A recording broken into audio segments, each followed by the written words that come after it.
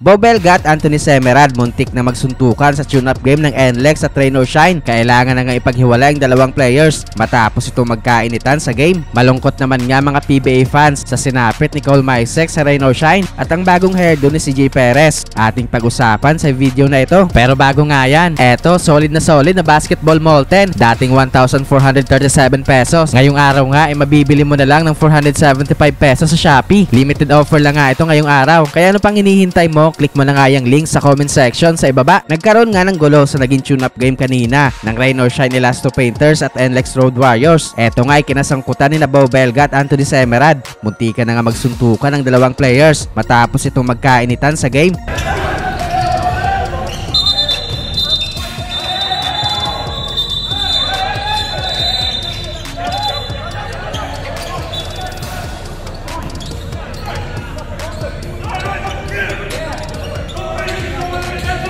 Hindi naman nga sinabi kung anong dahilan kung bakit umabot sa ganyan ang initan ni Belga at Semerad. Pero buti na lang nga ay agad silang naawat ng kanilang mga teammates. Kaya hindi na din nga lumaki pa ang gulo. Pero makikita nga natin sa video na patuloy ang pagtatalo ng dalawa habang hinihiwalay na sila ng kanilang mga teammates at coaching staff. Nanalo nga sa tune-up game na yan ang Rain or Shine Elasto Painters sa final score na 120-119. Ang naging top performer nga sa game na yan ay si Adrian Nocom at Junior Clarito para pangunahan ang Rain or Shine sa kanilang ikalawang panalo sa kanilang mga tune-up games. Malungkot naman nga mga fans sa sinapit ng Rain or Shine draftee na si Cole Maisek matapos itong hindi mabigyan ng kontrata sa Rain or Shine kasama ang dalawa pa nilang drafted players na si Tolentino at Verhen. Dahil nga dyan ay sa free agency ang bagsak ni Maisek. Kung maalala nga natin ay dinap ng Ross si Maisek sa 3rd round bilang number 34 pick sa nakaraang PBA draft. Sa ngayon nga ay wala pang PBA teams ang interesado sa pag-sign sa Philamguard. Nalalapit na nga ang pagbubukas ng panibagong season ng PBA kung saan magsisimula nga ito sa October 5. Isa nga ulit itong All-Filipino Conference. Tapos susundan ng Governor's Cup at Commissioner's Cup. May bagong look naman nga si CJ Perez sa paparating na season ng PBA kung saan pinutol lang nga nito ang kanyang long hair. Balik nga sa short hair ang SMB guard